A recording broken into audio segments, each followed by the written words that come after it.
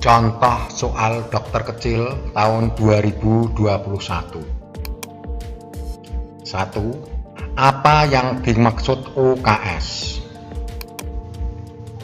Jawabnya adalah usaha kesehatan sekolah merupakan upaya terpadu lintas program dan lintas sektor dalam meningkatkan derajat kesehatan serta membentuk perilaku hidup bersih dan sehat anak usia sekolah yang berada di sekolah dasar dan madrasah ibtidaiyah. 2. Sebutkan landasan hukum UKS. Jawab, landasan hukum UKS adalah Undang-Undang Nomor 23 Tahun 1992 tentang kesehatan dalam bab 5 pasal 45 ayat 1, bahwa kesehatan sekolah diselenggarakan untuk meningkatkan kemampuan hidup sehat siswa dalam lingkungan hidup sehat sehingga siswa dapat belajar tumbuh kembang secara harmonis dan optimal menjadi sumber daya yang lebih berkualitas. 3. Sebutkan 3 sasaran pengembangan UKS atau primer, sekunder, dan tersier. Jawabnya, sasaran pengembangan UKS adalah siswa dari tingkat pendidikan dasar sampai tingkat pendidikan menengah dan kejuruan perguruan agama beserta lingkungannya. 4. UKS merupakan hasil keputusan bersama 4 menteri, yaitu. Jawabnya, UKS merupakan keputusan bersama 4 menteri, yaitu Departemen Dalam Negeri, Departemen Agama, Departemen Kesehatan, Departemen Pendidikan. 5. Apa pengertian dokcil? Jawabnya, dokter kecil adalah siswa yang duduk di kelas 4 yang sudah mendapat pelatihan tentang kesehatan sehingga mempunyai pengetahuan dan keterampilan dalam melakukan berbagai kegiatan UKS. 6. Apa yang dimaksud cara hidup sehat? Jawabnya, cara hidup sehat adalah kebiasaan-kebiasaan yang mengikuti aturan atau tata cara kesehatan. 7. Apa manfaat KMSAS? Jawabnya, KMS yaitu kartu yang berisi grafik pertumbuhan tinggi badan dan berat badan, catatan perkembangan kesehatan peserta didik, dan imunisasi. KMS peserta didik salah satu teknologi sederhana yang dapat dipakai untuk memantau tingkat keadaan gizi peserta didik. 8. Bagaimana anak dikatakan pertumbuhan anaknya sehat? Jawabnya, pertumbuhan dan perkembangan anak dapat dikatakan sehat jika tinggi dan berat badan bertambah dengan normal atau baik, atau tinggi dan berat badannya sesuai dengan umurnya. 9. Apa sajakah yang diperlukan untuk mengukur tinggi badan? Jawabnya, meteran khusus atau mikrotois, penggaris kayu atau kertas panjang 200 cm, meteran tinggi badan. 10. Apa yang dimaksud dengan makanan yang bergizi seimbang? Jawabnya, makanan yang mengandung zat tenaga, zat pembangun, dan zat pengatur yang sesuai kebutuhan tubuh kita. Gizi seimbang adalah susunan makanan sehari-hari yang mengandung zat-zat gizi dalam jenis dan jumlah yang sesuai dengan kebutuhan tubuh dengan memperhatikan prinsip keanekaragaman atau variasi makanan, aktivitas fisik, kebersihan, dan berat badan ideal. 11. Dari mana sumber zat pembangun diperoleh? Jawabnya, protein merupakan zat makanan yang berfungsi sebagai pembangun. Protein juga berperan dalam penggantian bagian tubuh yang rusak dan membentuk zat kekebalan tubuh. Sama halnya seperti lemak, protein terdiri dari dua macam, yaitu protein nabati dan protein hewani. Sumber protein nabati diantaranya adalah tempe, tahu, kacang-kacangan, dan jamur. Adapun sumber protein hewani adalah daging, ikan, susu, dan telur. 12. Sebutkan 4 masalah kekurangan gizi di Indonesia. Jawabnya, masalah kekurangan gizi di Indonesia antara lain gangguan akibat kekurangan iodium, kekurangan zat besi, kekurangan energi protein, dan kekurangan vitamin A. 13. Apa yang dimaksud dengan sampah? Jawabnya, sampah adalah suatu bahan yang terbuang atau dibuang dari sumber aktivitas manusia maupun proses alam yang belum memiliki nilai ekonomis. 14. Sebutkan 2 tempat pembuangan sampah. Jawabnya, tempat pembuangan sementara atau TPS dan tempat pembuangan akhir atau TPA. 15. Bagaimana cara memusnahkan sampah? Jawab, sampah dapat dimusnahkan dengan cara dibakar, ditimbun, dibuat pupuk, dan dibuat makanan ternak. 16. Apa yang dimaksud dengan air limbah? Jawab, air limbah atau air buangan adalah sisa air yang dibuang yang berasal dari rumah tangga, industri, maupun tempat-tempat umum lainnya, dan pada umumnya mengandung bahan-bahan atau zat-zat yang dapat membahayakan bagi kesehatan manusia serta mengganggu lingkungan hidup. 17. Jika terserang penyakit batuk pilek, apa yang disarankan? Jawab, jika terkena batuk pilek, hal yang disarankan adalah istirahat yang cukup, menghentikan aktivitas, banyak minum, dan makan makanan bergizi. 18. Apa saja tanda-tanda penyakit radang mata atau belean? Jawab, tanda-tanda radang mata adalah mata berair, terasa mengganjal, terasa perih, dan silau jika kena sinar. 19. Mengapa anak muda terserang penyakit cacingan? Jawab, karena kurang menjaga kesehatan dan kebersihan diri sendiri dan lingkungan. 20. Sebutkan 4 jenis cacing yang kamu ketahui. Jawab, jenis-jenis cacing antara lain adalah cacing gelang, cacing cambuk, cacing kremi, dan cacing tambang.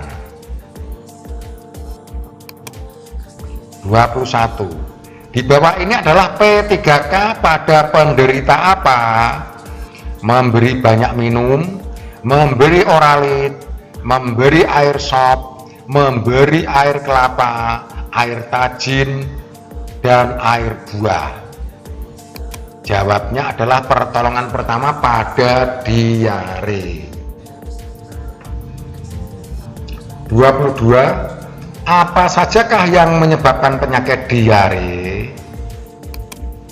Jawab, penyakit diare dapat disebabkan karena kurang gizi, infeksi virus atau bakteri, alergi makanan, makan buah mentah, dan keracunan makanan. 23. Apakah dehidrasi itu? Jawab, dehidrasi adalah gangguan dalam keseimbangan cairan maupun air yang terdapat pada tubuh. Hal ini dapat terjadi karena pengeluaran air atau cairan lebih banyak daripada pemasukan cairan seperti minum. Gangguan kehilangan cairan tubuh disertai dengan adanya gangguan keseimbangan pada zat elektrolit tubuh. Dehidrasi terjadi karena kekurangan zat natrium, kekurangan air, kekurangan natrium dan air. 24. Usaha untuk memberikan kekebalan dengan cara memberikan zat ke dalam tubuh disebut apa? Jawab, imunisasi adalah suatu proses untuk meningkatkan sistem kekebalan tubuh dengan cara memasukkan vaksin, yaitu virus atau bakteri yang sudah dilemahkan, dibunuh, atau bagian-bagian dari bakteri tersebut telah dimodifikasi. 25. Sebutkan 5 jenis imunisasi. Jawab, macam-macam imunisasi antara lain DT atau difteri tetanus, DPT difteri pertussis tetanus, polio penyakit polio, TT untuk penyakit tetanus, BCG untuk penyakit TBC, hepatitis untuk penyakit hepatitis, dan campak. 26. Apa yang dimaksud kekebalan alami? Jawab, kekebalan yang diperoleh dari diri sendiri. Sistem kekebalan alamiah merupakan sistem kekebalan tubuh yang telah ada sejak kita lahir dan merupakan alat pertahanan tubuh yang paling terdepan dalam menghadapi penyebab penyakit karena dalam memberikan respon langsung terhadap agen tersebut. 27. Penyakit apa yang tanda-tandanya di bawah ini? Lain sakit gigi, gusi bengkak, sakit pada gigi, gigi bengkak dan berdarah, ada karang giginya. Jawabnya sariawan. 28. Pada anak normal, anak 3 tahun, jumlah gigi lengkap ada berapa? Rincikan. Jawab, ada 20, yaitu 8 gigi seri, 8 gigi taring, dan 8 gigi geraham. 29. Pada anak normal, gigi susu tumbuh mulai umur berapa? Jawab, 6 bulan. Gigi susu pertama seorang bayi biasanya muncul sejak usia 4 bulan. Namun demikian, kisaran normal erupsi usia gigi susu pertama adalah antara usia 5-24 bulan. Bila perkembangan motorik, kognitif, dan neurologi seorang bayi normal, maka sebenarnya tinggal menunggu tumbuhnya gigi susu pertamanya. 30. Apa fungsi gigi taring? Jawab, untuk mengoyak makanan. 31. Apakah nama vektor penyakit demam berdarah? Jawabnya, vektor utama penyakit DBD di Indonesia adalah nyamuk Aedes aegypti, sedangkan Aedes albopictus dianggap vektor potensial. 32. Apakah nama virus penyakit flu babi? Jawabnya, virus H1N1. 33. Apakah nama lain dari penyakit kencing manis? Sebutkan secara lengkap.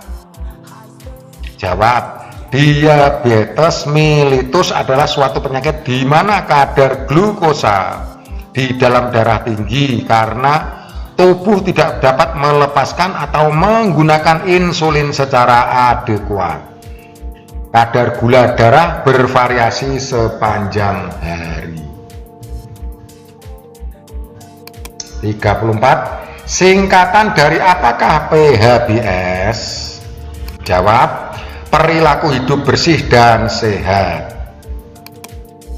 35. Apakah kepanjangan dari PD3I? Jawab, penyakit dapat dicegah dengan imunisasi. 36. Sebutkan 4 faktor yang menentukan derajat kesehatan seseorang. Jawab, faktor yang menentukan derajat kesehatan antara lain perilaku, pelayanan kesehatan, lingkungan, dan keturunan. 37. Apakah fungsi pembalut dalam PPPK? Jawab, fungsi pembalut: 1. Penekanan untuk membantu menghentikan pendarahan. 2. Mempertahankan penutup luka pada tempatnya. 3. Menjadi penopang untuk bagian tubuh yang cedera. 38. Apakah alat yang digunakan untuk mengukur ketajaman mata? Jawab, Snellen card. Snellen card yaitu kartu bertuliskan beberapa huruf dengan ukuran yang berbeda untuk pasien yang bisa membaca. 39. Sebutkan 3 syarat sikat gigi yang baik. Jawab, syarat sikat gigi yang baik antara lain bulu sikat halus, permukaan bulu sikat datar, kepala sikat kecil. 40. Gigi apa yang pertama kali tumbuh? Jawab, gigi susu. 41. Sebutkan isi dari trias UKS. Jawab, penyelenggaraan pendidikan sekolah, penyelenggaraan pelayanan kesehatan, dan pembinaan lingkungan sekolah sehat. 42. Apakah sasaran UKS? Jawab, anak didik. 43. Sebutkan 4 macam pencemaran lingkungan. Jawab, pencemaran air, pencemaran udara, pencemaran tanah, dan pencemaran suara. 44. Sebutkan 3 unsur syarat kesehatan air. Jawab, tidak berbau, berasa, tidak berwarna, dan jernih, tidak mengandung zat berbahaya, dan tidak mengandung bakteri atau kuman. 45. Bagaimana cara pemisahan obat? Jawab, pemisahan obat dibagi ke dalam kelompok obat luar, obat dalam, dan obat keras. 46. Sebutkan 4M+. Jawab, 4M+ adalah mengubur, menutup, menguras, menjangkau perkembangan jentik nyamuk, dan mengurangi gigitan nyamuk. 47. Apakah yang kamu ketahui tentang abatisasi? Jawab, abatisasi adalah menaburkan bubuk abate pada tempat-tempat penampungan air. Abatisasi bisa diulang setiap 2-3 bulan sekali. Abate tidak berbahaya bagi manusia. Abatisasi hanya pada tempat-tempat air tergenang seperti bak mandi, jambangan bunga, dan selokan kecil. Jangan taburkan abate ke air yang mengalir. Abate juga baik ditaburkan ke tempat-tempat air yang sulit dikuras atau dibersihkan. 48. Apa itu 5M untuk mencegah dan menekan penularan virus COVID-19?